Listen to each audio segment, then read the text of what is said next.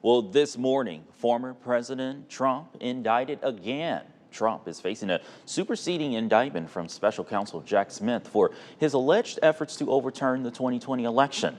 The updated charges come after the Supreme Court's ruling on presidential immunity.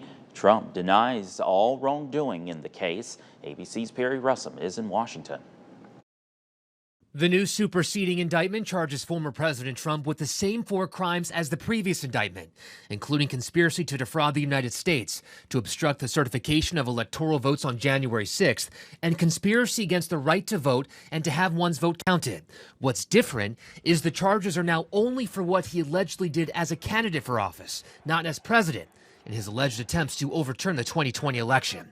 The changes are in response to the Supreme Court decision on presidential immunity, which ruled a president is entitled at a minimum to a presumptive immunity from prosecution for all his official acts. These modifications were done to ensure that the Supreme Court's ruling was respected. Trump calls the new indictment a direct assault on democracy. Looks like Jack Smith doing more of what he does, which is filing these absurd lawsuits in an effort to influence the election. The new charges were filed 70 days before the election. Justice Department policy discourages prosecutors from filing federal charges against candidates within 60 days of an election. Trump argues the 60-day window should include early voting, which starts next month in some places. Trump's former White House lawyer Ty Cobb on CNN. Does this indictment make a clean-cut case that the acts were personal? I think it does. What do you think happens from here?